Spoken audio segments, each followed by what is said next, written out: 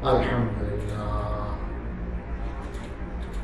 لله نحمده ونستعينه ونستغفره ونؤمن به ونتوكل عليه ونعوذ بالله من شرور أنفسنا ومن سيئات أعمالنا من يهده الله فلا مضل له ومن يضلل فلا هادي له ونشهد أن لا إله إلا الله وحده لا شريك له ونشهد أن سيدنا ومولانا محمدا عبده ورسوله أرسله إلى الناس كافة بشيرا ونذيرا وداعيا إلى الله بإذنه وسراجا منيرا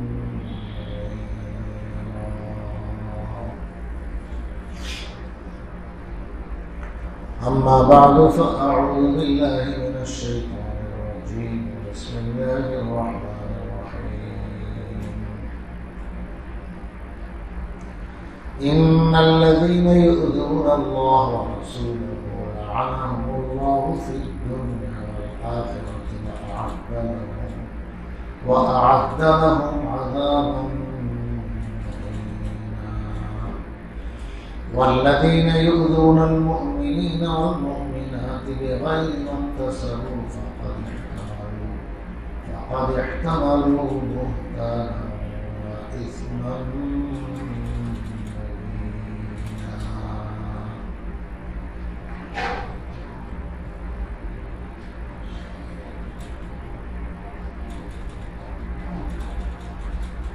صدق الله مولانا العظيم وصدق رسوله النبي الكريم ونحن على ذلك لمن الشاهدين والشاكرين والحمد لله رب العالمين محترم دوستو بزرگ اللہ رب العالمین بخشش مہربانی کے لیے جمعہ نماز ادا کرنے کا بڑے عالم کی پہنچا এবং আল্লাহ ও তার রাসূলের কথা কালাম থেকে কিছু বলা শোনা তৌফিক দান করেছেন তাই আমরা শুকরিয়া করি আলহামদুলিল্লাহ।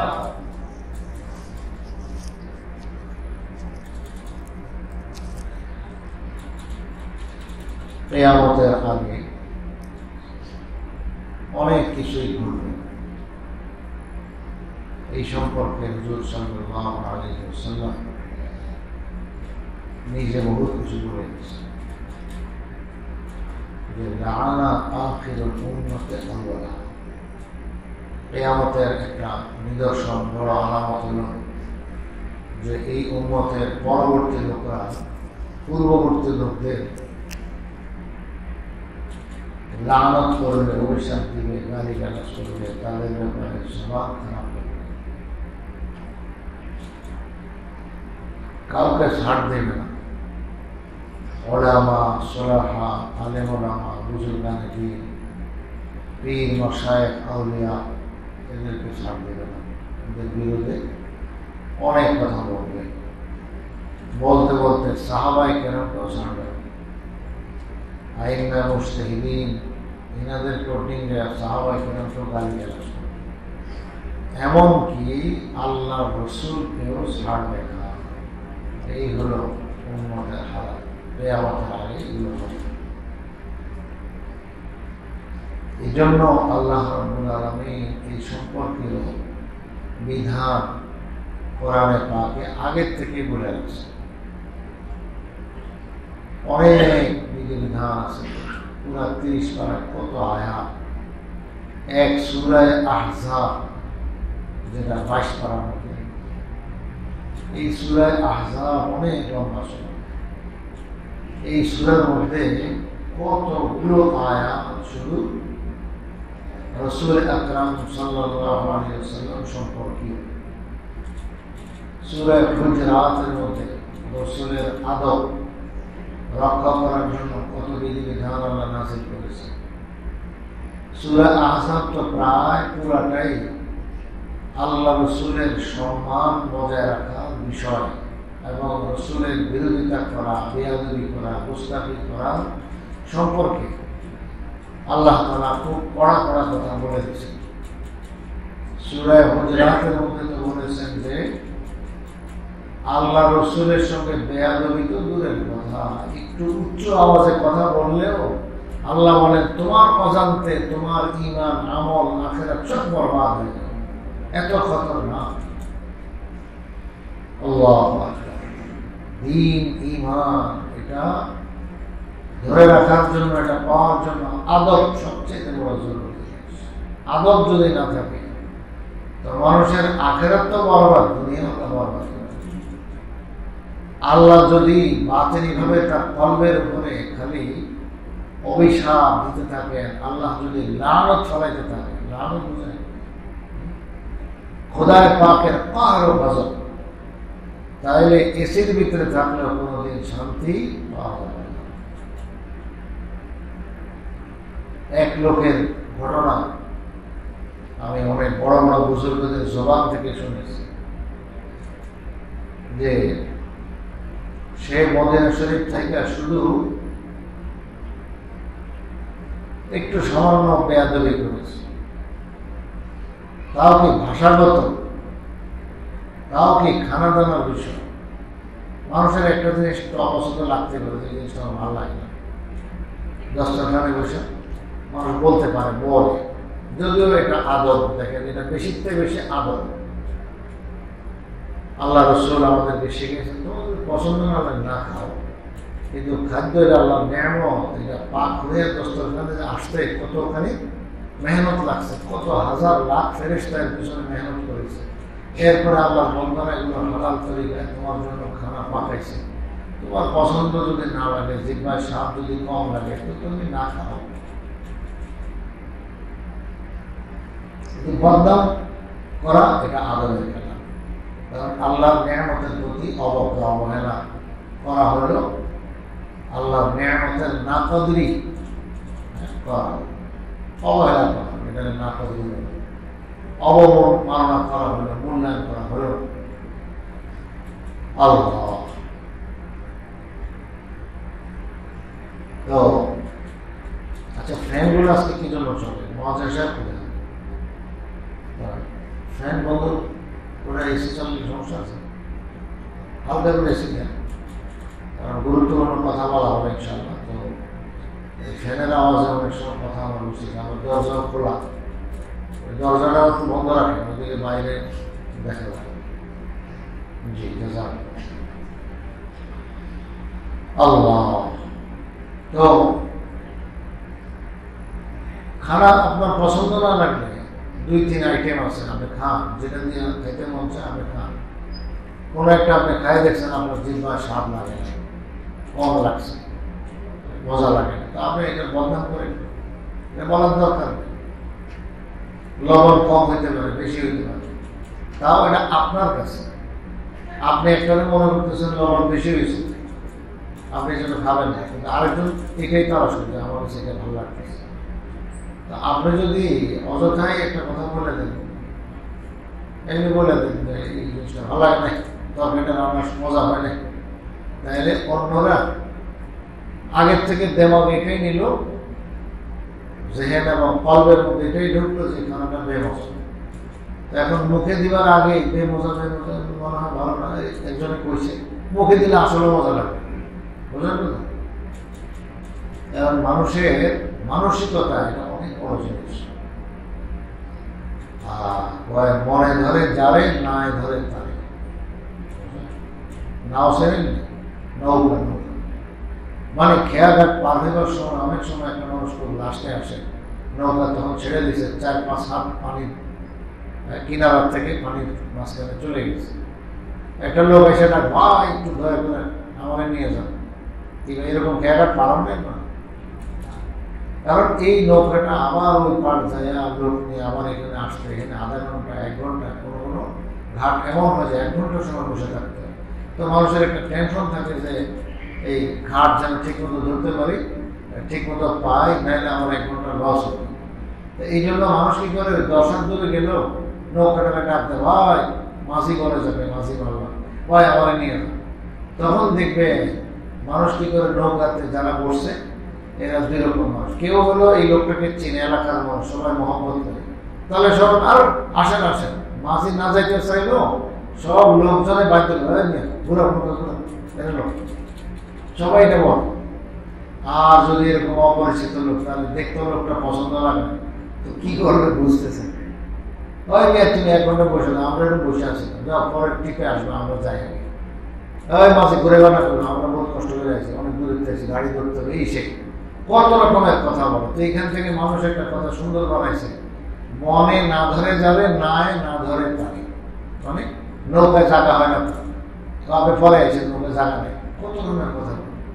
তো এটা একটা মানুষের মানসিকতা, যে সত্যি যদি মানসিকতা ভালো থাকে তাহলে খারাপটাও ভালো লাগে, আর মানসিকতা খারাপ তাহলে ভালোটাও খারাপ লাগে। তো তোমার যদি খানা মজা না লাগে তাহলে তুমি না খাও, আরো 3 আইটেম আছে, তুমি যে কোনো একটা দিয়ে খানা খাও, কি দরকার আছে খানাটা ভালো একটা বলা, এটা আদব। এই আদবটা রক্ষা করা এটা একটা গুরুত্বপূর্ণ বিষয়। মদিনা শরীফে এক লোক থাকতেছে, মদিনা শরীফের যে রমজান আসলে দেখা যায় দই ওখানে পাওয়া যায়, দধি যাকে বলে দই। তো এই দধি আর দই ওখানে একটু টক দই, ওখানকার মাহল পরিবেশ, গরমের মৌসুম, স্বাস্থ্যের জন্য বেশি উপকারী এই টক দই। তো ওখানে বানায় এরকম সিস্টেম, তো রমজানে এগুলো খুব অ্যাভেলেবেল পাওয়া যায়, দধিটা টকই। তো এক লোক শুধু এইটুকু কথা মুখে বলে ফেলছে, এই মদিনার দই আমার কাছে ভালো লাগে না, এর সাথে আমরা ইন্ডিয়ার, লোকটা ইন্ডিয়ান ছিল, জানবো ইন্ডিয়ার দই বহুত ভালো। বাস এইটুকু কথা বলার পর রাত্রেবেলায় স্বপ্নে দেখতেছে রাসূল আকরাম সাল্লাল্লাহু আলাইহি ওয়াসাল্লাম তাকে বলতেছেন, এই নালায়েক কমবখত, আমার এই মদিনা ছেড়ে ভাগো তুমি এখান থেকে, যেই জায়গার দই তোমার ভালো লাগে সেখানে চলে যাও, আমার এই মদিনা তোমার স্থান নাই। নাউযুবিল্লাহ, বলি ভাই নাউযুবিল্লাহ, কপাল পুড়ে গেছে। এই লোক ঘুম থেকে জাগার পর তার শরীরে মনে হয় যেন আগুন ধরে গেছে, আর তো সে মদিনা এক মুহূর্ত হুদুদে হরম যাকে বলে, হরমের এরিয়া, এর ভিতরে মদিনায় আর সে বাস করতে পারলো না। যতক্ষণ সেইখান থেকে দৌড়ে হরমের সীমানা অতিক্রম করে বাইরে না গেছে, এতক্ষণ পর্যন্ত তার শরীরের জ্বলা যন্ত্রণা বন্ধ হয়নি। এটাই হলো খোদায় পাকের অভিশাপ। আল্লাহ রাসূল সাল্লাল্লাহু আলাইহি ওয়াসাল্লামের সঙ্গে গুস্তাখি আর বেয়াদবি করে একটা ভাষা, সামান্য আমি বললাম মেসাল যে খানার বিষয়, এইটুকু আদব রক্ষা না করার কারণে সে কি করলো, তার কপাল পড়ে গেল, সে আর মদিনায় বাস করতে পারলো না। এটা আসলে আল্লাহ পাকের সহ্য হয় না। মিয়া আপনার দোস্তের, আপনি যাকে ভালোবাসেন, মহব্বত করেন, তার যদি কেউ সামান্য একটু দোষ করে, তার যদি একটু কটূক্তি করে, আপনার কি লাগবে? হ্যাঁ, আপনার সহ্য হবে? হ্যাঁ, আমার মহব্বতের লোকটারে সে খারাপ করলো, রাগ, এই রাগ হয়ে বা আপনি খালি তার সাইজ করার চিন্তা থাকে। তো আল্লাহ রাসূল সাল্লাল্লাহু আলাইহি ওয়াসাল্লাম আল্লাহর কাছে কত মাহবুব, কত মাহবুব, কত মাহবুব, আল্লাহু আকবার। তো আল্লাহকে এটা সহ্য করবে শুধু রসুলের কাছে। এই জন্য আল্লাহ এখানে কোনো ছাড় দেন না, সোজা সরাসরি যা বিচার তাই করে দেন। হ্যাঁ, দুনিয়াতে সব মানুষের আল্লাহ ধরবেন না, বলে দই খারাপ হয়েছে এই জন্য নগদ ধরছে। কত মানুষের এরকম খারাপ হয়ে তো কিছু হয় না, ওটা আল্লাহর আরেক নিজাম, যে আল্লাহ দুনিয়াতে সব বিচার করবেন না। আল্লাহ বড় হালিম, সহনশীল, তিনি অনেক কিছু ছাড় দেন, একেবারে মানে ধরেন না, কিন্তু যখন সীমা লঙ্ঘন হয়ে যায় তখন কিন্তু আমার আল্লাহ ধরে ফেলে। তো এটা আল্লাহ পাকের ইচ্ছা, কিন্তু ধরবেন যে এটা কোনো সন্দেহ নেই, নিশ্চিত ধরবেন, চাই দুনিয়াতেই ধরুন আর আখেরাতে ধরা তো কোনোভাবে ছাড় না। আর ইন্না বাদশা রব্বিকা লাশাদীদ, আপনার রবের ধরা বড় শক্ত ধরা, ধরলে আর ছাড়াছাড়ি। তো আল্লাহ তাআলা দুনিয়াতে অনেক মানুষকে এরকম আস্তে আস্তে মানে ধরে, ছাড় দেন। তো মানুষের জন্য ধোকা খাই আছে, মনে করে কিছুই তো হয়। এই যে শুকুর আর বানরে আল্লাহ পরিণত করছেন সেই বনি ইসরায়েলের এক দলকে, যারা আপনার সেই মাছ শিকার করছে, অর্থাৎ দাউদ আলাইহিস সালামের উম্মত মাছ শিকার করছে। কতদিন তাফসীরে রূহুল বয়ান নামক কিতাবে আছে, ইসমাইল হাক্কি সেই কিতাবে লেখছে 70 বছর। তো 70 বছর পর্যন্ত তারা এই মাছ খাইতে থাকছে। আল্লাহ মানা করছে, কিন্তু আল্লাহ তাআলা এই 70 বছর যে তারা মাছ ধরছে, অন্যায় করেছে, শুক্রবার না ইবাদতের দিন, তারা নিজেরা ইবাদতের দিন চয়েস করছিল শনিবার, আল্লাহ বলছেন শুক্রবার, এরা একদিন পিছায়া দিচ্ছে। আপনারা ইতিহাস জানেন এবং কথা লম্বা হয়ে যাবে, ওইসব কথা এখন ঢুকবো না। তো যাই হোক, দাউদ আলাইহিস সালামের এই উম্মত গুস্তাখি কতদিন করছে? 70 বছর। 70 দিন না, 70 মাস না, 70 বৎসর, মানে এক প্রজন্ম যেখানে খতম হয়ে গেল। তো এত দীর্ঘ জমানার তক তারা মাছ আরামসে ইবাদতের দিন ইবাদত বাদ দিয়ে মাছ ধরে, এই করে সেই করে, কত রকমের হিলাবাজি মক্করবাজি, যে আমরা শনিবারে মাছ খাবো না, কি করবো, মাছের ওই রশি দিয়ে ভাঙা তো পানি রেখে দেয় এবং পরের দিন ধরে। তো এখন হিলা বাহানা কি বানাইলো, বাহানা বানাইলো, সুতা বানাইলো, আমরা আজকে তো ধরে নিই, ইবাদতের দিন তো ধরে নিই, পরের দিন আমরা দর্শি খাইছি। দেখেন এটার কারণেও আল্লাহ তাআলা কিভাবে 70 বছর পর গজব নাযিল করছেন, যে সবগুলোর বানরে পরিণত করে দিয়েছে, যে বান্দরামি করো, আমি রব্বুল আলামিনের হুকুম লঙ্ঘন করো, আর আমার সঙ্গে ইসলামী বান্দরামি, একবারে বান্দরে বানায় দিন। আর বুড়াগুলির আল্লাহ তাআলা শুকর বানায় দিয়েছে, কারণ বান্দরের তুলনায় শুকর আরো গান্দা। আল্লাহ তাআলা বুড়া মানুষের উপরে সাংঘাতিক নারাজ হন, যে অন্যায় করে, বৃদ্ধ বয়সে দাড়ি চুল পেকে গেলে, বয়স হইলে তখন যত কলম দেখছে একবারে কালো জোয়ান দেখাই দিচ্ছে। আরে না ভাই, আপনার দাড়ি চুল পাইকে গেছে, পরিণত বয়স হওয়ার পর পাকবেই। তো ওই বয়স হইলে তখন ওই দাড়ি চুলে যত কলপ লাগান, যদি সে অন্যায় করে, আল্লাহ তাআলা অত্যন্ত নারাজ হন এবং তাকে খুব নগদ ধরে ফেলতে চায় আল্লাহ তাআলা, এবং অনেকের ধরাও আসে না। তো এরকম দাউদ আলাইহিস সালামের কওমের মধ্যে যারা বয়স্ক ছিল, তাদেরকে আল্লাহ তাআলা শুকরে পরিণত করছে, বান্দরের থেকে আরো গান্দা বানায় দিয়েছেন আল্লাহ তাআলা, যে নাপাক খাই না, হারাম খানা খাই না। আমি বলেছি যে ইবাদতের দিন শুধু ইবাদত করবা, আমাদের শুক্রবারের মতো, যে যখন আমাদের তো আল্লাহ সহজ দিয়েছেন যে জুমার আজান হইলে বাস জলদি মসজিদে ছুটো এবং আল্লাহর কথা শুনো, রসুলের কথা শুনো, খুতবা শুনো, নসিহত শুনো।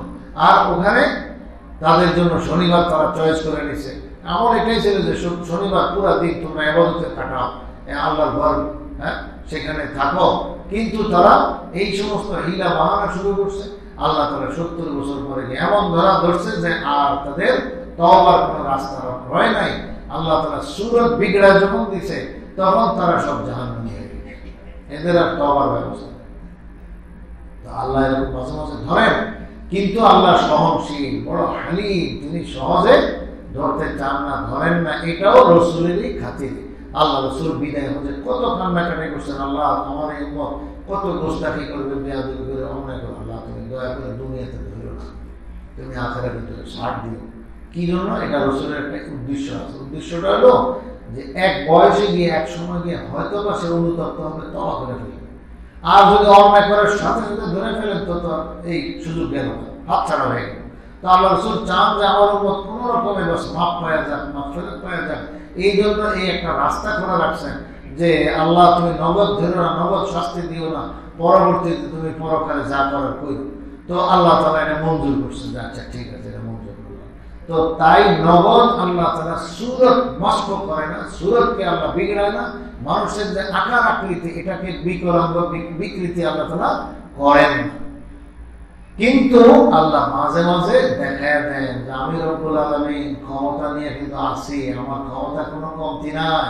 আমার রসুলের কথার কারণে, দোয়ার খাতিরে আমি হয়তো নগদ শাস্তি দেই না, কিন্তু আমি সেই কথা এখনো আছি যে দাউদ আলাইহিস সালামের কওমকে অন্যায়ের কারণে 70 বছর পরে গজব নাযিল করছে, যখন পুরো এলাকা সব শুকর আর বানরে পরিণত করে দিয়েছে আল্লাহ। তো রসুলের সঙ্গে দুষ্টাকি, বেয়াদবি, এটা খেসারত এত মারাত্মক, এত মারাত্মক। হায় বনি আদম জাতি যদি জানতো, ইমানদার তো ইমানদার, আরে আদম জাতি দুনিয়াতে ভালো থাকার জন্য, ও হিন্দু, ও কাফের, ও ব্রাহ্মণ, ও খ্রিস্টান, দুনিয়াটা তোমার নষ্ট করো না, অন্তত আখেরাত তো তোমার গেছে, যেহেতু ইমান নাই তোমার, আখেরাত তো তোমার নষ্ট হয়ে গেছে, তুমি তো পরকালে চিরস্থায়ী জাহান্নাম। কিন্তু দুনিয়াটাও তো বরবাদ করো না আল্লাহ রসুলকে গালি দিয়ে। রসুলকে গালি দিবা, তাইলে তোমার দুনিয়া আল্লাহ বরবাদ করে দিবে। তুমি বুঝতে পারতো না কেমনে করবে। এই যে বলেন না, শরীরে আগুন ধরে দিবে আল্লাহ তাআলা, বাতিনি আগুন। তুমি শান্তি কারে কয়, এই শান্তির সহ দেখবা না। এমন ভাবে আল্লাহ তাআলা উড়িয়ে দিবেন শান্তি। আল্লাহ তাআলা বলেন সূরা আহজাবের আয়াত নম্বর, আল্লাহু আকবার, আয়াত নম্বর 57, কি বলে? ইন্নাল্লাযীনা ইউযুনাল্লাহ ওয়া রাসূলাহু, নিশ্চয় ওই সমস্ত লোক যারা আল্লাহকে কষ্ট দেয় এবং রাসূলকে কষ্ট দেয়। দেখেন আল্লাহকে কষ্ট দেয় মানে রাসূলকে কষ্ট দিলেই কার কষ্ট লাগে? আল্লাহর কষ্ট লাগে। এইটা হলো যে আমার রাসূলকে গালি দিবা, আমার রাসূলের বিরুদ্ধে কোনো কথা কইবা, আমি আল্লাহ কিন্তু আছি। লাআনাহুমুল্লাহু ফিদ দুনিয়া ওয়াল আখিরাহ, আল্লাহ তাআলা তাদেরকে অভিশাপ দিবেন, লানত দিবেন দুনিয়াতেও আখিরাতেও। আখিরাতের তো নিশ্চিত আছে, দুনিয়াতেও আল্লাহ তাআলা দেখায় দিবেন। রাসূলের কটূক্তি করা, রাসূলকে কষ্ট দেওয়া, এই ব্যাপারে আল্লাহ তাআলা কোনো ছাড় দেন না। তবে দুনিয়া ওই যে বললাম আমরা সহজে কেমনে আল্লাহ কারে ধরবেন এগুলো আমরা জানি না। ওয়া মাকারু ওয়া মাকারাল্লাহ, যে মানুষ আল্লাহর সঙ্গে কত রকমের হিলা বাহানা করে, কত রকমের কৌশল করে, এই করবে সেই করবে, অনেক নানান প্রোগ্রাম বানায়, কিন্তু আল্লাহ বসে বসে সব নানান প্রোগ্রাম বানায়। তবে আল্লাহু খায়রুল মাকিরিন, আল্লাহ হলেন সর্বোত্তম এই গোপনে কৌশল করে নেওয়া। কৌশলের সাথে আল্লাহ তাআলা কি করবেন এটা তুমি টের পাইছো না। তুমি বাহ্যিক দেখবা খুব ভালো চলতেছে, কিন্তু এই ভালো কদিন পরে টের পাই। তো আখিরাতে তো আসলেই টের পাই না, দুনিয়া তো আল্লাহ দেখায় দিবেন। তো এই জন্য আমরা অনেক সময় বুঝি না যে একটা লোক গালি দিয়ে সে কিভাবে ছাড় পাওয়া যায়, এখন আল্লাহ কেন ধরে না। আমরা খালি এটা বলি, আসলে আল্লাহ ধরা যেদিন সে জবান থেকে এই কিছু বের করেছে তার আখিরাত তো বরবাদ আগের থেকেই ছিল, যেহেতু বেঈমান। আর যদি ইমানদার হয় তাহলে এটার কারণে তার ইমান চলে গেছে। আল্লাহ রাসূলকে গালি দিলে সে কি থাকে না? মুসলমান থাকে না, তাকে কি বলে? মুরতাদ। এরও কাফের, কাট্টা কাফের, বেঈমান। আবু জাহেল তার মধ্যে কোনো পার্থক্য নেই। তাইলে সে একদম ইমানের থেকে বাইরে চলে গেল। এইবার তার আখিরাত তো বরবাদ হইলই, সঙ্গে আল্লাহ বলতেছেন যে দুনিয়াও তার বরবাদ। লানত যদি করে, অভিশাপ যদি আল্লাহ তাআলা দেন, গজব যদি আল্লাহ দেন, তাহলে সে এখন থেকে দুনিয়ার শান্তি পাবে। তো দুনিয়া তার বরবাদ হয়ে গেল। লাআনাহুল্লাহু ফিদ দুনিয়া ওয়াল আখিরাহ, আল্লাহ বলেন আ'আদ্দা লাহুম আযাবাম মুহিনা, বড় অপমানজনক আযাব তার জন্য আল্লাহ প্রস্তুত করে রাখছেন। খালি আসো আসো আসো। দুনিয়াতে আমি আযাব দেখাইনি, মানুষ সব মানে অপারগ হয়ে যাবে, মজবুর হয়ে যাবে দুনিয়াতে, তাহলে একটা বেঈমান থাকবে না, সব ঈমান নিয়ে আসবে। তা আমি ঈমানের জন্য বাধ্য করব না, কারণ এটা হলো তো ঈমানের উপরে কি করা হলো? বাধ্য করা হলো। যে মানুষ বলবে কি রাসূলকে গালি দিয়ে আযাব, দেখা যায় যে আগুন জ্বলতেছে, দাও দাও করে একদম তার গা পুড়ে যেতেছে, তাহলে তার কেউ রাসূলকে গালি দিবে না, তাহলে তার ঈমানের পরীক্ষা থাকবে। এই জন্য আল্লাহ তাআলা দুনিয়াতে এগুলো প্রকাশ করেন না, আল্লাহ এগুলো গোপন রাখছেন, চোখের আড়াল করে রাখছেন। আল্লাহ পাকের কি যে হিকমত! আল্লাহ তাআলা চান ফেরেশতার জাতি আমার কুদরত সব জানে, দেখে, বুঝে। তো ওদের তো বেঈমানি করার সুযোগ নেই। সারাক্ষণ ওরা আল্লাহ হুকুমের তাবেদার, কারণ এরা আল্লাহকে খুব ভালো চেনে, জানে, আল্লাহ কুদরতের সব দেখে, আসমানে, মহাকাশে, শূন্যে আল্লাহ কি প্রোগ্রাম চলতেছে, লাউহুল মাহফুজের সব খবর তারা জানে। তো ওরা তো আর কোনো ব্যতিক্রম করার সুযোগ নেই। আপনি দেখতেছেন আগুন জ্বলতেছে, এখানে আপনি কেন জ্বলবেন? এখানে আপনি কেন ঢুকবেন? কেউ ঢুকবে না, ঠিক না। কিন্তু আরেকজন আগুন কিনা সে চোখে দেখে না, তার চোখের থেকে আড়াল। বড় উল্টা ধোকায় শয়তান ইবলিস ধোকা দিয়ে যদি দেখা দিয়েছে হলো কি ফুলের বাগান, এই চল, তাহলে তো সেই আগুনের এই কুণ্ডলের ভিতরে ফুলের বাগান মনে করে ঢুকে পড়বে। আর কি হবে? তার আখিরাত গেল, দুনিয়া হবে। তো ঠিক এটা পরীক্ষার জায়গা। আমরা এখানে সব প্রকাশ করবেন না, নাইলে ঈমান থাকবে না। তাইলে তো মানুষ অপারগ হয়ে যাবে, মানুষ মজবুর হয়ে যাবে, বাধ্য হয়ে যাবে ঈমান আনার পরে। কিন্তু আল্লাহ বাধ্য করবেন না, যে তুমি স্বেচ্ছায় কি করো এটাই হলো আমার দেখার বিষয়। ফেরেশতাদের স্বেচ্ছাচারিতা না, ওরা করতে পারে না, কিন্তু মানুষকে আল্লাহ তাআলা এই স্বেচ্ছাচারিতা, এইটার এই যোগ্যতা দিয়ে দিচ্ছেন। এরপরে পরীক্ষা দিয়ে দিচ্ছেন, এইবার দেখো পাস করা ফেল করে তোমার কাজ। তুমি যদি এই লাইনে চলো, নিজ ইচ্ছায় স্বেচ্ছায় যাইতে পারো, আমি তোমার নিয়ে যাবো দিকে। আর যদি খারাপ লাইনে যাইতে চাও, তোমাকে আমি আগে বাড়াই দেবো। তবে দোষ সব তোমার, দায়িত্ব সব তোমার, ফাসানুয়াসসিরুহু লিল ইউসরা ফাসানুআসসিরুহু লিল উসরা। আল্লাহ কয় যে তুই খারাপ লাইনে যেতেছিল, একবারে এত খারাপ বানায় দিব, আবু জাহেলও তো পিছ করে ফেলবে, শয়তানও বলল কি রে আমিও তো এত খারাপ, ইবলিসও তার কাছে সরল পাবে, হার মানবে। তো এটাও আমি করবো, তবে দোষ তোমার, লাইন তুমি বুঝে শুনে ওটা অবলম্বন করেছো। আর যদি তুমি ভালো লাইনে চলতে চাও তাহলে জিবরাইলকেও তুমি পিছ করে ফেলতে পারো, যে জিবরাইলও পিছে পড়ে গেছে, সমস্ত ফেরেশতারা অবাক, এই লোক এত মুত্তাকি করেছে। সুবহানাল্লাহ। তো আল্লাহ তাআলা ফেরেশতাদের চেয়ে আগে বাড়ায় দেন মানুষ, এমন এক যোগ্যতা আল্লাহ মানুষকে দিয়েছেন। তো আ'আদালাহু আযাবান মুহিনা, আল্লাহ রাসূলকে কষ্ট দিলে, আল্লাহ রাসূলের নামে কোনো কটূক্তি করলে একেবারে তার জন্য আল্লাহ তাআলা অপমানজনক আযাব, কারে কয় অপমান, আসো খালি আখিরাতে দেখবাই সব রেডি করে রাখছে। আল্লাহ বলেন, বুখারী শরীফ থেকে একটা লম্বা অধ্যায় খুলছি, সেটা ভালো করে মনোযোগ দিয়ে শুনি। আবু রাফে নামক এক ইহুদি ছিল, কি নাম? আবু রাফে। এই আবু রাফে হুজুর সাল্লাল্লাহু আলাইহি ওয়াসাল্লামকে গালি দিত। দেখছেন, এইসব বিধানের জন্য আল্লাহ তাআলা আগের থেকে সব ঘটনা ঘটায় রাখছে। রাসূলের জীবন দশা এইসব ঘটনা আল্লাহ ঘটায় রাখছে। সব আল্লাহর কুদরত, আল্লাহ বিধান দিবেন, কিয়ামত পর্যন্ত মানুষের জন্য এই বিধানগুলো দিয়ে দিয়েছেন যে রাসূলকে কষ্ট দিলে কি হয়। তো এখন আবু রাফে অনেক ছিল, আবু রাফে আছে, তারপরে কাব ইবনে আশরাফ আছে, সব কিসা তো বলা সম্ভব না, সময় কম থাকে। তো আবু রাফে নামক এই ইহুদি মুসা আলাইহিস সালামের অনুসারী হওয়ার দাবিদার, সে মদিনায় বাস করত এক মজবুত কিল্লার ভিতরে। তার কিল্লার ভিতরে ঢোকার মতো তার কোনো ক্ষমতা নেই। তো এখনকার আধুনিক যুগ, কত কিছু অস্ত্র হয়ে গেছে, শস্ত্র হয়ে গেছে, এখন তো কিল্লার ভিতরে ঢুকতে পারবে কত কিছু। ওই জমানায় কিল্লার ভিতরে ঢুকলে একবার নিরাপদ, এইখানে আর কোনো দুশ্মনের কোনো আশঙ্কা নাই, হামলার কোনো সম্ভাবনা নেই। কিল্লা দরজা আটকাইছে ভিতরে। তো এই লোক কাব ইবনে আশরাফ আল্লাহ রাসূলকে গালি দিত। রাসূল আকরাম সাল্লাল্লাহু আলাইহি ওয়াসাল্লামের বিবি, বাচ্চা, মেয়ে, সন্তানাদি এদেরকে নিয়ে বিভিন্ন রকমের কটূক্তি করত। কি জন্য? রাসূলকে কষ্ট দেওয়ার জন্য। কোনো মানুষ, আপনি চিন্তা করে দেখেন, আপনার বিবির নামে কেউ যদি কিছু বানায় বলে, সম্পূর্ণ বানানো, তাহলে আপনার কি পরিমাণ কষ্ট লাগবে? আপনার মেয়ের নামে কেউ যদি হয়তো কিসা কাহিনী বানায়, অনেক কিছু কবিতা বানায়, গীত গায়, মজা নেয়, আপনার কিন্তু সহ্য হবে? যে মনে চাইবে যে মাটি তুই ফাঁক, আমি চলে যাই, আর দুনিয়া থাকে লাভ নেই। এটা মান সম্মানের উপরে কত বড় আঘাত। আর রাসূল আকরাম সাল্লাল্লাহু আলাইহি ওয়াসাল্লাম কালকে রাত্রে শুনছেন কত নিষ্পাপ, কত নিষ্পাপ, ওনার পরিবার পরিজন কেমন মানুষ।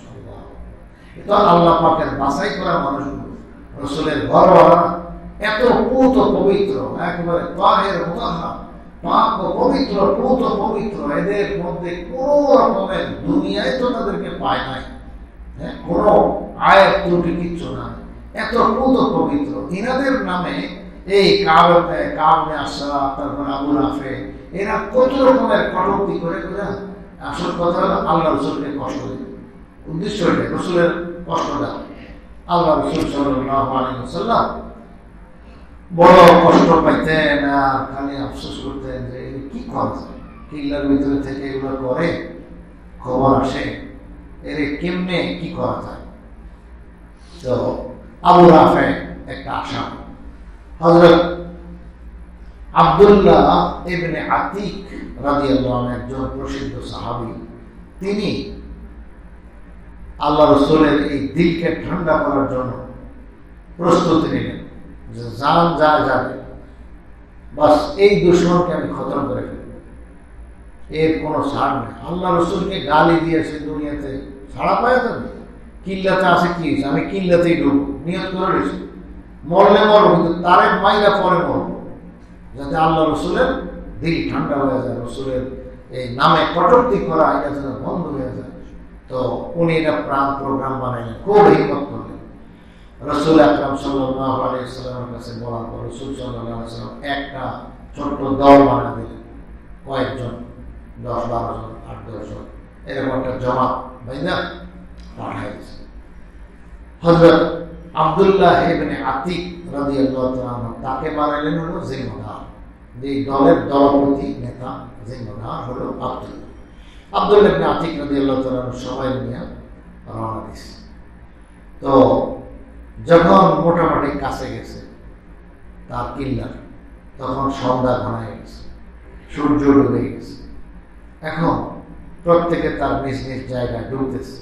আব্দুল্লাহ বলেন, আমি আমার সাথীদেরকে বললাম যে তোমরা এক কাজ করো, ইজলিসু মাকানাকুম, তোমরা একটু দূরে থাকো, কিল্লার থেকে দূরে থাকো, আমি দেখি কি করতে পারি। উনি নেতৃত্ব দিতেছেন, অর্ডার ওনার, তোরা দূরে থাকো, আমি দেখি ভিতরে ঢুকতে পারি কিনা, এবং ঢুকতে পারলে কি করতে পারি, তোরা বাইরে থেকে শুধু অপেক্ষা করবে। হ্যাঁ, আমি যদি মরেও যাই তো এই খবরটাও তো পাইনি, কারণ ভিতর থেকে আওয়াজ টাওয়াজ দিয়ে মাইকিং করবে, মাইক তো নাই, তো যেটাই মানে অর্থ হলে ওঠে ঘোষণা দেওয়া, তো কিছু একটা অবরণ ঘটলে তোরাও জানতে পারবে। তো আমি মরিয়ার বাসি, অপেক্ষা করি, তোরা বাইরে থাকবে।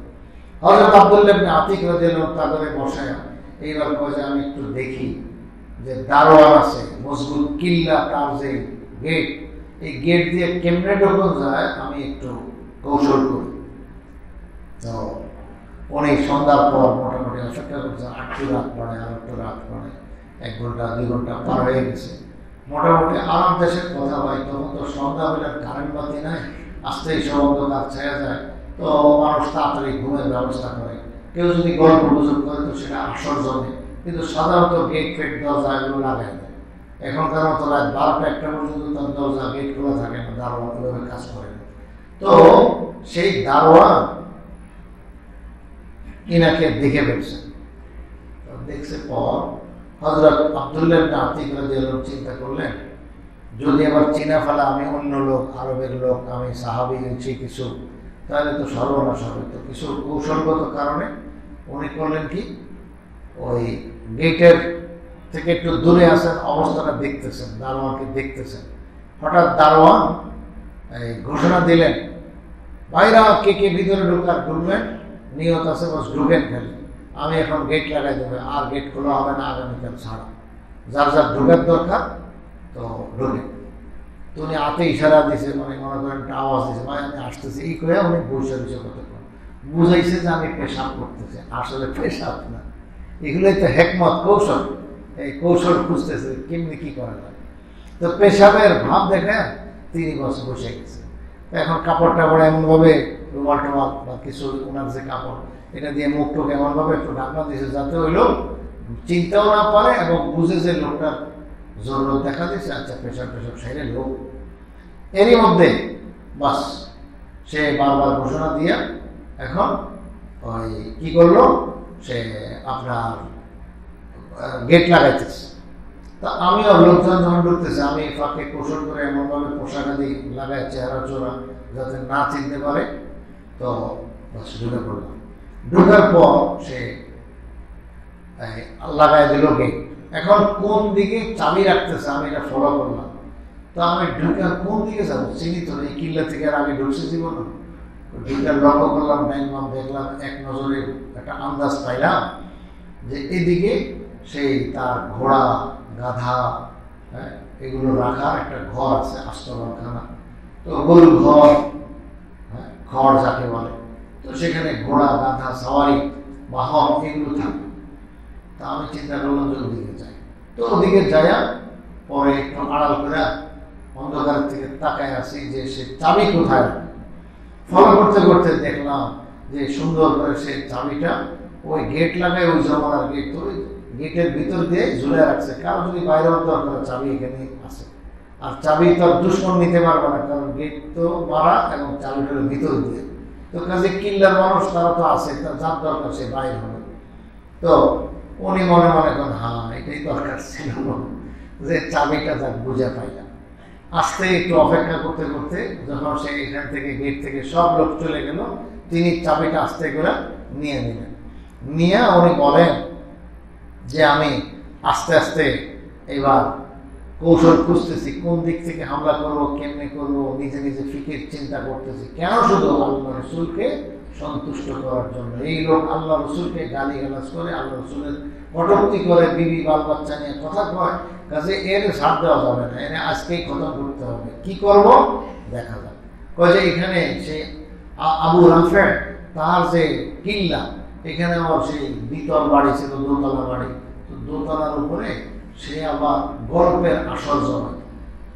দুনিয়াদার মানুষ, আখেরাত তো আর নাই, ইহুদি ইবলিস, তো এখন দেলের এলাকার নেতা, তো সে তার বিবি বাল বাচ্চা তারপরে সঙ্গভঙ্গ দোস্ত আবার এগুলো নিয়ে গল্প মানে চাঁদের রাত্রে, চাঁদের কিরণ আলোর মধ্যে তার খুব বেশি এগুলো ভালো লাগে। তো বসে বসে গল্প চলছে, গল্পের আসর চলতে চলতে উনি বলেন যে বেশ অনেক রাত হয়ে গেছে, আর আমি তো মশার কামড় খাইতেছি, বুঝলেন, সেই গাদা ঘোড়ার লগে থেকে, তো কতক্ষণ মশার কামড় খাইতেছি আর তামসা দেখতেছি, কি করা যায়, কি করে কখন নীরব হবে। এই হইতে হইতে মোটামুটি একদম পুরা কিল্লা নীরব হয়ে গেছে, শান্ত হয়ে গেছে, অনেক রাত, সবাই ঘুমিয়ে গেছে। চিন্তা করলাম আমি যেখানে ঢুকলাম কেউ যদি টের পায় তো উপায় নাই, এই জন্য আমি খুব ধীরে ধীরে চলতে লাগলাম, একটু চলাফেরা শুরু করলাম। তো এখন আবু রাফে কোন জায়গায় থাকে, কোন তলায়, কোন রুমে, এগুলো আন্দাজ করতে পারলাম। সে দোতলায় থাকে এবং একটু আন্দাজ পাইলাম যে এই পাশটা ওই পাশ। তো হযরত আব্দুল্লাহ ইবনে আতিক রাদিয়াল্লাহু তাআলা বলেন, চাঁদও আস্তে অনেক কমে গেছে, চাঁদের আলো এখন ভরা আলোতে তারা গল্প মারছিল, এখন ঘুমায় গেছে। তো চাঁদের আলো ক্ষীণ ক্ষীণ, আমি আস্তে আস্তে দোতলা উঠলাম। তাদের যে তৎকালীন সিঁড়ি গুড়ি, সে চঙ্গভঙ্গ যেটাই ছিল, দোতলায় উঠলাম, আমি সেটা পাইয়া উপরে উঠলাম। উঠে এইবার আমি তালাশ করতেছে আবু রাফে কোন দিকে। তো পরে আমি একটু আওয়াজ দিলাম। কি আওয়াজ দিলাম? আবু রাফে, একটা চিৎকার মারলাম, আবু রাফে। তো আবু রাফে বলতেছে শুয়ে শুয়ে, কে রে? তখন উনি কি করলেন, ওই আওয়াজ লক্ষ্য করে ওদিকে দিছেন এক জোরে সোরে কোপ। কি দিয়া? সেই তরবারি দিয়ে কোপ দেওয়ার পরে আমি ভয় পেয়ে গেলাম, কোপটা তো মনে জায়গা মতো লাগে না, এখন তো আমি ধরা খাবো, এই জন্য আমি একটু পেরেশান ছিলাম। পরে আমি কি করলাম, সেও চিল্লান দিচ্ছে, এই আমার ঘরে কেনে ঢুকছে, কেনে ঢুকছে, ডাকাত ঢুকছে, চোর ঢুকছে, দেখতো কি অবস্থা। পরে আমি একটু দূরে যাই, আবার ভাব নিলাম যে ওনার সহযোগিতার জন্য আসলাম। চাচা কি হয়েছে? সুর পাল্টাইলাম, আগে যে সুরে কথা বলছি, ওই যে আওয়াজে বলছি, আওয়াজটা বদলায়। এগুলো ট্রেনিং দিয়ে রয়েছে, হয়তো এই কৌশল না করলে পারবে। কিছু মানুষ গলাটা 2 রকম 3 রকম 4 রকম বানাইতে পারে, আসেন কত মানুষ কেরাপ করতে পারে অনেক স্টাইল। হরম শরীফের হুবাও নকল করে, মনে যেন সে চুলা হিসাব করতেছে, মনে যেন মদিনা শরীফের হুজাই হিসাব করতেছে, অথচ বাংলাদেশের লোক। তো এগুলো মানুষ সুর নকল করতে পারে। তো উনি করলেন কি, এক সুরে প্রথম কথা বললেন, এটা কৌশল ছিল। তো যখন চিহ্নিত করতে পারছেন যে এইদিকে সে, তো কোট দিয়েছেন, কিন্তু কোটটা তার গায়ে পড়েনি। এখন উনি অন্ধকার তো পেরেশান হইলেন, তো এই জন্য দৌড় দিয়ে বাইরে ভাব দেখে দিয়েছেন যে আমি আরেক আওয়াজে, যে চাচা কি হয়েছে? তখন সে কথা বলা শুরু, আরে দেখতো কে ঢুকছে, কে ঢুকছে, ওনারাই বলতেছে কে ঢুকছে, যে কে ঢুকছে, দেখতো এখানে সে হামলা করছে। কইতে কইতে আমি তাকে চিহ্নিত করে ফেলছি, এইখানে সেই লোক দিলাম। এবার আরেক জোরে সোরে কোপ, একেবারে তার পুরা পেটের মাঝখানে পড়ছে। তো পোড়া এইবার আমি এমন পোষানি শুরু করছি, কোরবানির গরু যেরকম মাঝে মাঝে পোষাইতে বসে কল্লায় আলাদা করে মুরগি, মাঝে মাঝে সবাই থেকে কল্লা খেয়ে যায়, ছেড়ে যায়, কল্লাই পুরো শেষ। তো এমন পোষানি শুরু করলাম যে তরবারি আজকে কাছে যাই লাগবে, ভাঙ্গুকের যাই হোক, পোষাইতে থাকি। যখন হাড্ডি কড়মড় করা শুরু করেছে, বুঝছি যে আজকে শেষ, আলহামদুলিল্লাহ। এইবার আমি দিলাম দ্রুত দৌড়, জলদি ভাগি। তো রাতের অন্ধকার, কিল্লার মধ্যে পুরা শুনশান অন্ধকার এবং ঘুম। তো এখন আওয়াজ চিল্লান দিল, কয়জনে শুনছে, কয়জনে আসছে। এর ফাঁকে আমি তাড়াতাড়ি সিঁড়ি দিয়ে নামতেছিলাম। নামতে গিয়ে এখানে আমার একটা জিনিস ভুল হয়ে গেছে। আমি চাঁদের হালকা হালকা ক্ষীণ আলোর মধ্যে ভাবছিলাম যে আমি সর্বশেষ সিঁড়িতে এসে গেছি, আসলে 2 সিঁড়ি এখনো বাকি রয়ে গেছে। তো আমি জমিন আর ফ্লোর মনে করে যেই পাড়া দিছে, আসলে পড়ে গেলাম ফসকায়। পড়ার সাথে সাথে আমার পায়ের নালা, এত বড় শক্ত নালা, এটা একবার 2 ভাগ হয়ে গেল, 2 ভাগ একদম পুরো ভেঙে গেছে। তো এখন ওই করলেন কি, জলদি আমার পাকড়ি খুলে এই 2 নালার যে 2 হাড্ডি 2 জোড়া হয়ে গেল, 2 ভাগ হয়ে গেল, দোনো ভাগে একখানে করে এইবার এটাতে পেশায়া আমি লেঙ্গায় লেঙ্গায় জলদি, চাবি তো আমার হাতে, জলদি আমি আসলাম কিল্লার সেই গেট পর্যন্ত।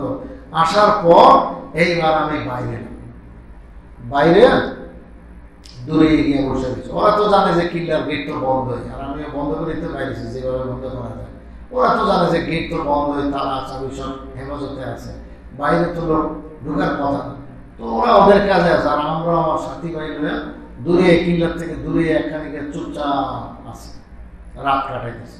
এরই মধ্যে আমি করলাম কি, একটা ছোট্ট দল, 2-1 জনের দল, তারা পাঠায় দিলাম, জলদি যাও আল্লাহ রাসূল সাল্লাল্লাহু আলাইহি ওয়াসাল্লামকে তুমি সংবাদ দাও, সুসংবাদ শোনাও যে আপনার দুশমন আজকে শেষ, খতম। তো ওই সাহাবী ঘোড়া লইয়া দিচ্ছেন দৌড়, 1জন বা 2জন যে দৌড় দিচ্ছেন, যাইতে যাইতে মদিনা যাইতেছে, রাত শেষ হয়ে গেছে, কিন্তু উনি যাইতে পারেননি। পথের মধ্যে কি সমস্যা হয়েছে আল্লাহ জানে। এই সাহাবী ভোরবেলার অপেক্ষা ছিলেন। ওই দেশে, আরব দেশের নিয়ম ছিল যে ওই রাত্রে কেউ মারা গেলে রাত্রের সাথে সাথে বলতো না। এখন আমাদের দেশে এই প্রচলন আছে, রাত্রের সঙ্গে সঙ্গে বলে না, মানুষের ঘুমের ডিস্টার্ব কি দরকার, বলে বলেও একদম সেই ফজরের টাইমে শেষ রাতে। তো হযরত আব্দুল্লাহ ইবনে আতিক রাদিয়াল্লাহু আনহু, যিনি এই কাণ্ড ঘটাইলেন, তিনি অপেক্ষায় আছেন যে দেখি কি হয়। সকালবেলা হয়েছে পরে একবারে একজনে খুব কিল্লার উপরে চূড়াতে উঠা সে বলতেছে, এই এলাকা আরবের হিজাজ এলাকার বড় নেতা আবু রাফে মৃত্যুর সংবাদ তোমাদেরকে শোনাইতেছি, দুঃখজনক ঘটনা, উনি আজকে মৃত্যুবরণ করেছেন। এটা শুনেই উনি কয় আলহামদুলিল্লাহ, আলহামদুলিল্লাহ, খুব দিল থেকে শুকরিয়া দেবছে আমি কামিয়াব। এখন ওই পা তো 2 টুকরা, পুরা ঠ্যাং 2 ভাগ। এইবার উনি ঘোড়ার উপরে সাওয়ার হয়ে দিছে, একবারে মদিনায় গিয়া এত দ্রুত গেছেন, আল্লাহ ওনাকে তৌফিক দিয়েছেন। ওই যে দুধ পাঠাইছে ওরা পিছনে পড়ে গেছে, আর ইনি সবাই আগে গেছে। যাইয়া আল্লাহ রাসূলের সঙ্গে সালাম ফেলা, দেখো ইয়া রাসূল আমি সাকসেসফুল, কামিয়াব, আপনার দুশমনকে খতম করে আসছি এবং মৃত্যুর ঘোষণা শোনার অপেক্ষা ফজর পর্যন্ত করলাম, তাই আমি এই নিজ কানে শুনে আসছি যে সে মারা গেছে, একদম আমি খতম করে দিয়ে আসছি। তবে একটা দল পাঠাইছেন, আপনি শোনেন কয় না, কই কেউ তো আছেন, তুমি তো শুনেলাম, মাশাআল্লাহ মাশাআল্লাহ, বহুত শুকরিয়া। আল্লাহ রাসূল খুশি হয়ে গেছেন। এবার কই তোমার পা, কহু ইয়া রাসূল আমার পাওয়াটা শেষ, একবার পুরো 2 টুকরো হয়ে গেছে। দেখি পাগড়ি খোলো, কোন জোরে পুরা লড়ে, বুঝলেন না, এক হাড্ডি এদিকে এক হাড্ডি এদিকে পুরা লড়ে। আল্লাহ রাসূল এদিকে আসো কাছে, পাওয়াটা সোজা করে ধরে একটা মোছা দিয়েছেন, একবারে সাথে সাথে ভালো হয়ে গেছে। আল্লাহ রাসূল সাল্লাল্লাহু আলাইহি ওয়াসাল্লামকে গালি দিয়ে কেউ শান্তিতে থাকবে? হ্যাঁ, আর এই খেদমত যে করবে তারে আল্লাহ কেমনে মদত করে। মাওলানা মাহমুদ গাজী আল মাহমুদ নামক একজন আলেম, নবীন আলেম, আমাদের সাগরিদের পর্যায়ে, এত অল্প বয়স, তিনি গাজীপুর চৌরাস্তায় আছেন। আমার 2-1 জন সাবেক মসজিদের মুসল্লি 2-1 জন আমার সঙ্গে একদিন গেছে, ওনার সঙ্গে দেখাও করাইছেন। তো ওনার একটা ঘটনা আছে, ওই গাজীপুর এলাকায় আল্লাহ রাসূলের নামে অনেক ধরনের কথা কিছু মানুষ বলছে, দুঃখজনক কথা, যে তারা নিজেদেরকে পরিচয় আহলে হাদিস। চিন্তা করেন, এরা আহলে হাদিস পরিচয় দেয়। তো এরা আহলে হাদিস, গায়রে মুকাল্লিদ, লামাযাবি, এই লোকগুলো ওইখানে মসজিদে কালিমাজে লেখা আছে, যেমন আমাদের এখানে তো আছে না, লা ইলাহা ইল্লাল্লাহু মুহাম্মাদুর রাসূলুল্লাহ। ওরা করছে কি, কয় যে মুহাম্মদ রাসূলের একটা কালিমার অংশ না, এটারে মুছে দিচ্ছে এবং এক মসজিদ থেকে এই অংশ ভেঙে ফালাই দিচ্ছে। তখন গাজী আল মাহমুদ, এই অল্প বয়সের নবীন একজন, বললাম না আমার এত অল্প বয়স, কিন্তু আমাদের সাগরিদের নাতি সাগরিদের সমান বয়স। তো এই আল্লাহর বান্দা এক মসজিদের ইমামত করতো, খেতাবত করতো, সে খুব সোচ্চার হয়ে গেল। এই ব্যাপারে জুমার নামাজে খুব বয়ান দিলেন। আল্লাহ রাসূলের নাম কালিমার থেকে মুছে দিছে ওই লামাযাবি, সলাফি, গায়রে মুকাল্লিদ, বিভিন্ন ভাষায় তাদেরকে আমরা চিনি। তো এই লামাযাবির এই কাজ করলো, এটা সহ্য করা যাবে না। বাস এই ব্যাপারে উনি এত শক্ত হয়ে গেলেন, ওখানে কথা বলে জুমার পরে আন্দোলন বাইর করলেন। সেখানে তাদের বিরুদ্ধে ওই মসজিদ পর্যন্ত গেছে যে তোমরা এটা তওবা করো, সংশোধন করো এবং লা ইলাহা ইল্লাল্লাহর সঙ্গে মুহাম্মদুর রাসূলুল্লাহ যেভাবে ছিল ওভাবে যোগ করো, নাহলে তোমাদের বিরুদ্ধে আমরা অ্যাকশন নিতেছি। এইভাবে হয়তো এটা আন্দোলন বিশাল হয়ে গেল। পরে এটা থানা জিরাবেকে হইয়া অনেক হাঙ্গামা হয়েছে।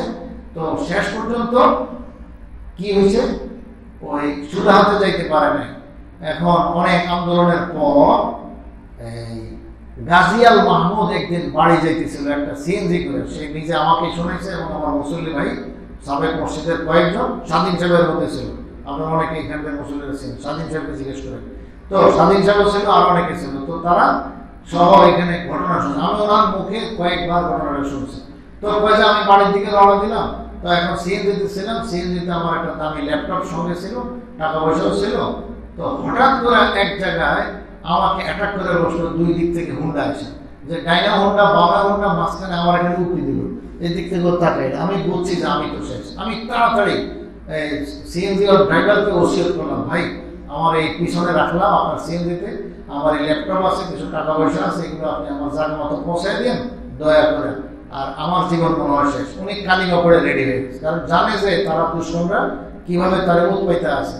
তো এখন ঠিকই সিএনজি গ্যালাস ভাঙ্গা সিএনজি টস করে আবার হামলা শুরু করেছে। পরে ওনার নামায়া হকি স্টিক দিয়ে এমন মারা মারছে, ওনার এক একটা হাত ভাঙতে হাড্ডি ভাঙতে পুরা শরীর দুমড়ায় বসে একবারে পোটলা বানায়, একটা ওই টুকরির মধ্যে যেরকম একটা কিছু পেশায় দেওয়া মানুষ এরকম বানায় ফেলেছে, বানায় রাস্তার কিনারে ফালাই দিয়া পরে তারা চলে গেছে। এবং মানুষ মনে রাখবেন, খুন করার পর কোনদিন একটা মানুষকে খুন করে সে বসে থাকতে পারে না, আল্লাহ তাআলা তাকে ধরা খাওয়ার ব্যবস্থা করে দেয়। এটা আল্লাহর কুদরতি নিজাম। এই সম্বন্ধে কথা অনেক লম্বা আছে, এখন টাইম নেই, বলবো না। তো তারা নিজেরাই ফোন দিছে ওই হুজুরের মসজিদে কমিটির লোকদেরকে, যে তোমাদের ইমাম সাহেবের লাশটা নিয়ে যায় অমুক জায়গাতে আছে, ঠিকানা করে দিচ্ছে। ওনারা তো শুনে হাওয়া করে কান্নাকাটি করে ঠিকানা অনুযায়ী গেছেন, যায় দেখে ঠিকই লাশ পড়ে আছে রাস্তার কিনারে। হাইরে কি উপায়! তো এই লাশটা পরে অ্যাম্বুলেন্স বা গাড়ি কোনো কিছু খবর দিয়া এখন এই রাতের বেলা কোনো হসপিটালে নেই না, কি নিব? এটা তো সব ধুমরাইনে মশাই না কি একটা, বুঝলেন? মানুষ তো নাই, সব বিকলাঙ্গ, সব শেষ, হাড্ডি মাড্ডি হাত পা সব ভেঙে টুকরে টুকরে। তো এখন একটা হসপিটালে ওই এলাকার যে তৎকালীন ইয়ে ছিল, কয়েক বছর আগের ঘটনা, বেশ কয়েক বছর আগে, গাজিয়াল মাহমুদের ওই সময় যে এমপি ছিল, মন্ত্রী ছিল, ওনাদেরকে ধরে সুপারিশ করে একটা হসপিটালে রাত্রের জন্য রাখা হয়েছে, যে মানে পঙ্গুতে নেব বা ইয়াতে কিনা ঢাকা মেডিকেল সমস্ত কেস, তো সরকারি হসপিটালে পরে নিবে, এখন প্রাইভেট হসপিটালে রাখা হোক। শেষ পর্যন্ত রাজি হয়েছে, তাকে রাখা হয়েছে। তো এখন ডাক্তাররা রিপোর্ট মরা, উনি কিন্তু মরা। তো এখন কয়টা এই লাশটার কয়টা টুকরা হয়েছে, কয়খান দিয়ে হাত ভাঙছে, পা ভাঙছে, এগুলো সব রিপোর্ট করতেছে। এইভাবে হইতে মোটামুটি রাতের ৩টা বাজছে। যখন রাতের ৩টা বাজছে, এইভাবে সবাই কান্নাকাটি করতেছে, আর হুজুর এইভাবে শহীদ হয়ে গেলেন। হঠাৎ করে উনি আল্লাহু আকবার বলে দাঁড়ায় গেলেন, একবারে সুস্থ মানুষ। এখন তো ডাক্তাররাও মানে চিৎকার মারতেছে, মানুষগুলো কিরিকি হল। আর এই গাজিয়াল মাহমুদ উনি এখন দাঁড়ার থেকে পরে চোখ বন্ধ করে কান্না করে উনি বসে গেলেন, একদম সুস্থ মানুষ। এখন সবাই বলছেন, ভাই হুজুর কি হয়েছে আমাদেরকে বলেন। বুঝছে সবাই যে ঘটনাতে কিছু একটা ঘটছে। শেষ পর্যন্ত উনি বলতে বাধ্য হয়েছেন, বলছেন এইভাবে যে আপনারা কারোর কাছে বলতে পারবেন না, কিন্তু এই কথা কি আর রয়েছে? এই কথা দেওবন্দের আবুল কাসেম নোমানী, দারুল দেওবন্দের প্রিন্সিপাল সাহেব, তিনার কাছে গাজিয়াল মাহমুদ নিজে যখন সফরে গেছেন উনি শুনছেন, এবং দেওবন্দের হুজুররা বসায় ওনার মুখ থেকে কথাটা শুনছেন। তো এরপরে আরো কত জায়গায় এটা ছড়াই গেছে, শুধু আমাদের দেশে না, দেশ বিদেশের সব জেনে গেছে, আপনারা জানছেন কিনা জানি না। তো পরে এই গাজিয়াল মাহমুদ বলতেছেন যে আপনারা কারো কাছে বলেন না, ঘটনা হচ্ছে এই, আমি স্বপ্নে দেখতেছি যে আপনারা আমার ফালা রাখছেন, মানে মরা লাশ, ঠিকই তো আমি মরাইছিলাম। আল্লাহ রসুল সাল্লাল্লাহু আলাইহি ওয়াসাল্লাম আমি স্বপ্নে দেখতেছি, রসুল সাল্লাল্লাহু আলাইহি ওয়াসাল্লাম আমাকে বলতেছেন, ও মাহমুদ, তুমি আমার নামের হেফাজতের জন্য আমার জন্য এই জান জীবন দিছো, এত কষ্ট করলে, এত মার খেলে, কোনো সমস্যা নেই, দেখি তোমার কোন জায়গায় কি সমস্যা। ওই রসুল দেওয়া হাত সব ভেঙে গেছে, রসুল্লাহ একটা হাতও ঠিক নাই, পাও ঠিক নাই, সব টুকরা টুকরা, তো কোনো সমস্যা নেই। আল্লাহ রসুল বললেন কি, আমার একদম পুরা শরীর এখান থেকে নিয়ে পা পর্যন্ত একটা মশা দেন, এই পাশে এখান থেকে একটা মশা দিলেন, সব ভালো হয়ে যাবে। এরপরে এটা করছেন, কইরা পরে বলতেছেন, তোমার একটা নসিহত করি, তুমি এই এলাকায় থাকবা না, যে মসজিদে ছিল এখান থেকে ছাড়াও, অন্য জায়গায় যাও, আল্লাহ তোমার অনেক সাহায্য করবে। বাস এটা বলার পর উনি কয়ে যে আল্লাহু আকবার বলে আমি লাফ দিয়ে দাঁড়াই গেছি, এখন তো পুরো সুস্থ হয়ে গেছে। ওই যে আল্লাহ রাসূল সাল্লাল্লাহু আলাইহি ওয়াসাল্লাম দেখেন, আব্দুল্লাহ ইবনে আতিক রাদিয়াল্লাহু তাআলা যে পা দুটুকরা হয়ে গেছে, আবু রাফেকে হত্যা করে আইসা উনি কামিয়াব হয়ে গেছেন। বাস আল্লাহ রাসূল সাল্লাল্লাহু আলাইহি ওয়াসাল্লাম এদিকে আসুন, একটা মশা দিয়েছেন পরে কান না আল্লাহ আস্তাকিয়া, ওই আমার যেই পা ভালো ছিল ওটার চাইতে এখন এটা আরো সুস্থ মনে হয়, সবল মনে হয়, এমন ভাবে জোড়া লেগে গেছে। এটা আল্লাহ রাসূলের মুজিজা অলৌকিক ঘটনা। ঠিক ওই ঘটনা আল্লাহ তাআলা এই গাজী আল মাহমুদ জিন্দা মানুষ, অল্প বয়সে, এখন তো 20-25টা মাদ্রাসার প্রিন্সিপাল। কয়টা মাদ্রাসা? একজন প্রিন্সিপাল একটা মাদ্রাসা চালায়, 20-25টা মাদ্রাসা চালায়। আল্লাহ তাআলা তার দ্বারা কি কাজ নিতেছেন। তো এই গাজী আল মাহমুদের এই ঘটনা তো জিন্দা ঘটনা। আল্লাহ তাআলা এগুলো দেখায় দিবেন কিয়ামত পর্যন্ত। যারাই আল্লাহ রাসূলের নাম নিয়ে, রাসূলকে নিয়ে কোনো রকমের কটূক্তি করে, তাদের দুনিয়া আখিরাত কোনো জায়গায় শান্তি নেই। ওই লোকটার কি হয়েছে একটু সামান্য না করলে না হবে, দেরি হয়ে গেছে যদিও, এই ঘটনাটা বলে শেষ করে দিই। যেই লোকটা ওনাকে মারছে, হঠাৎ তার ক্লাস 6-এ পড়েন একটা ছেলে, একমাত্র ছেলে, এক বাপের এক ছেলে, হঠাৎ রাত্রেবেলা এই ওনাকে মারার 1 সপ্তাহ পরে হঠাৎ আওয়াজ দিয়ে চিল্লা দিয়ে উঠছে, পরে দেখে মা বাবা উঠছেন, পুরা সন্তান একবারে আঁকা বাঁকা, সবগুলো হাত পা একবারে পাকা, সব জিন্দা মানুষ, সব ভালো মানুষ, সব পাকা হয়ে গেছে। এই হলো তার গজব। 2 নম্বর হলো যে এই আসামি, সেই ছেলের বাপ, যে এই মওলানা গাজী আল মাহমুদকে মারলো, সবচেয়ে বড় নেতৃত্ব দিয়েছে, তার আত্মীয়স্বজনদের মধ্যে আল্লাহ তাআলা একটা ভেজাল লাগাই দিয়েছে, জায়গা জমিনে কুন্দ। পরে রামদাও দিয়া তার এখানে ঘাড়ের মধ্যে এমন করে কোপ দিয়েছে যে এখানে 1 বিঘত পর্যন্ত নামায় ফেলাইছে। তো এখন এটা পুরো জোড়া ছুটে গেছে, এটা আর জীবনে জোড়া লয় না, কিয়ামতের আগে এটা জোড়া লইবে না।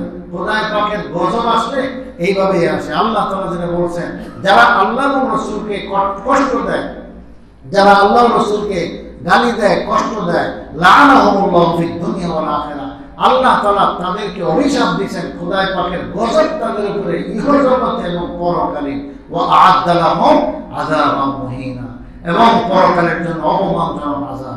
আজকে সারা দুনিয়া আওয়াজ আপনারা শুনতেছেন, সেটা নতুন কিছু না।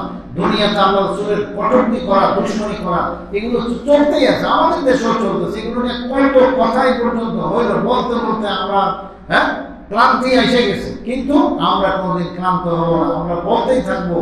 আমাদের দায়িত্ব হলো আলাইহিল বালাগ। আমরা ফাসাদ পছন্দ করি না, আমরা যাই কারণে হামলা করবো না, কিন্তু আমরা সরকারকে বলতেছি যে যারা আল্লাহ রাসূলকে এরকম কষ্ট দেয়, আল্লাহ রাসূলের নামে কটূক্তি করে, এদের জন্য একদম কঠিন থেকে কঠিন শাস্তির আইন ব্যবস্থা, এটা সরকারের দায়িত্ব। আমরা যেরকম মুসলমান, আমাদের সরকারও মুসলমান, আমরা আল্লাহকে মানি, রাসূলকে মানি, তিনিও মানেন। তো রাসূলকে কটূক্তি করে এই দেশে, আল্লাহর জমিনে, বাংলাদেশে কোনো মানুষ হেরে যাবে, এই সুযোগ তো আমরা দিব না।